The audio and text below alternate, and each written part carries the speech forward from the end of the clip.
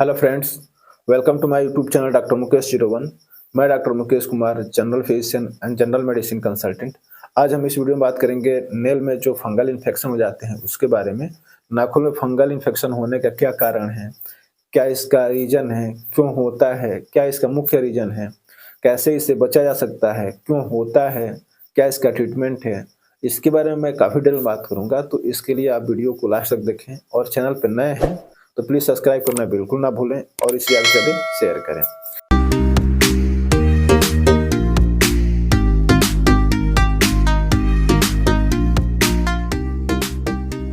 चलिए हम बात कर रहे थे नेल यानी नाखून में जो फंगल इन्फेक्शन हो जाते हैं उसके बारे में।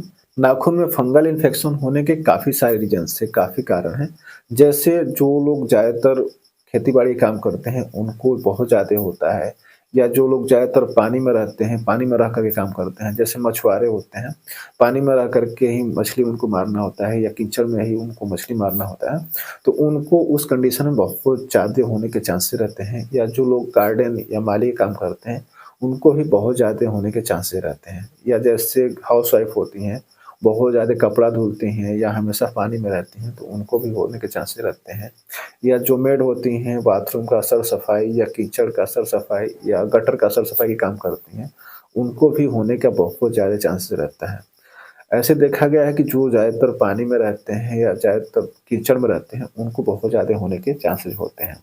बहुत से लोग कैजुअली जूते का इस्तेमाल करते हैं, उसमें बहुत से लोग ऐसे होते हैं कि प्लास्टिक का जूते का इस्तेमाल करते हैं, शायद इसलिए कि बाहर का पानी उनके पैर के अंदर ना जाए या उनका पैर ना भीगे। बट शायद वो ये भूल जाते हैं कि बाहर का पानी अंदर तो नहीं जाएगा, लेकिन जो उनके पैर से पसीना या स्वेट से निकलता है, वो शायद सूख भी नहीं पाएगा, जिसकी वजह से पैर उनका हमेशा गीला रहेगा या उनका मोजा है वो हमेशा गीला रहेगा। उस वजह से आपको फंगल इन्फेक्शन हो जाते हैं। जैसे आपके नाखून में तो होंगे ही होंगे, आपके स्किन में भी होने के बहुत ज़्यादा चांसेस रहते हैं। तो आप अगर जूते का इस्तेमाल करते हैं, तो आप स्पोर्ट्स जूते का इस्तेमाल करें और कम से कम इस्तेमाल करने की कोशिश करें। ये इन्फेक्शन आम भाषा में कहें तो छुआ-छूत की बीमारी है। ये इन्फेक्शन एक व्यक्ति से दूसरे व्यक्ति में छूने से ही फैलता है। या बहुत से लोग ऐसे होते हैं या कुछ लोगों को ऐसा देखा गया है जो बहुत ज़्यादा जानवरों से लगाव रखते हैं। जानवरों के साथ हमेशा रहते हैं या हमेशा उनको साथ रखते हैं। जो लोग कुत्ते या बिल्ली का पालन करते हैं या पालते हैं, तो हमेशा वो साथ रहते हैं या हमेशा साथ लेकर घूमते हैं। तो इस वजह से भी आपको नेल में फंगल इन्फेक्शन होने के बहुत ज़्यादा चांसेस रहते हैं, या आपको स्किन में भी फंगल इन्फेक्शन हो सकता है। कभी-कभार ऐसा होता है कि हम गर्म क्लाइमेट में रहते हैं या बारिश के मौसम में आपको कीचड़ लग जाता है, तो उस वजह से भी आपको बहुत ज़्यादा चांस होते हैं होने के। या बहुत से लोग गौशाला में रहते हैं, गाय-भैंस की सेवा करते हैं, या कुछ लोग उसमें ऐसे होते हैं जो गाय-भैंस की देख-रेख करते हैं, उनकी सर-सफाई करते हैं, उनकी कीचड़ को साफ करते हैं, उनकी लैट्रिन बाथरूम की सर-सफाई काम करते हैं। तो उस सिचुएशन में भी आपको बहुत ज़्यादा चांसेस होते हैं नेल में फंगल इन्फेक्शन होने के। या कई लोगों में स्किन इन्फेक्शन होता है जिसमें उनको खुजली होती है या इरिटेशन होता है, तो खुजलाते हैं तो कुछ न कुछ फंगस का उनके नेल में कुछ अंश रह जाते हैं, जिसकी वजह से उनको फंगल इन्फेक्शन नेल में होने के बहुत ज़्यादा चांसेस होते हैं। तो इन सब चीज़ों से आपको नेल में फंगल इन्फेक्शन होने के बहुत ज़्यादा चांसेस रहते हैं।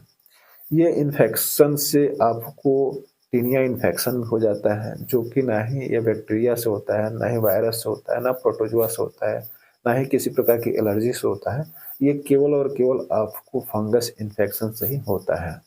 आपको इस सिचुएशन में ना ही दर्द होता है, ना ही जलन होता है, ना ही किसी प्रकार का खुजली होती है, ना ही इरिटेशन होता है।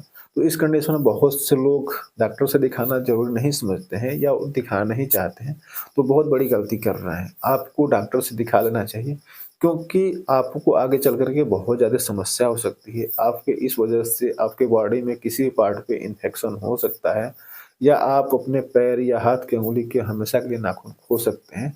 तो ये गलती ना करें। ये नहीं कि आज ही आप देख रहे हैं तो आज ही आप जा कर के दिखाएँ डॉक्टर से। आपके पास जब भी समय हो, जब भी पैसा हो, आप जा कर के अपने शहर या अपने कस्बे में जो स्किन इन्फेक्शन के जो स्पेशलिस्ट होते हैं, उनसे आप दिखा सकते हैं, जिसे हम लोग डर्मेटोलॉजिस्ट कहते हैं या चर्म रोग विशेषज्ञ कहते हैं, उनसे आप जा कर के दिखा सकते हैं। इसके लिए काफ़ी सारे मेडिसिन्स आते हैं, ओरली आता है या स्किन के लिए आता है, या क्रीम आता है, लोशन आता है, नेल पॉलिश आता है। तो आप डॉक्टर से दिखाएँगे तो आपके लिए प्रिस्क्राइब करेगा कि आपके लिए कौन-सा मेडिसिन, कौन-सा क्रीम, कौन-सा लोशन सही है। बट आप ये ना सोचें कि आपको ये 10 से 12 दिन में सही हो जाएगा। किसी-किसी को 3-3 महीने तक लग जाते हैं या किसी-किसी को 6 महीना, साल भर तक भी लग जाता है क्योंकि स्किन में जो इन्फेक्शन होता है बहुत जल्दी जाता नहीं है।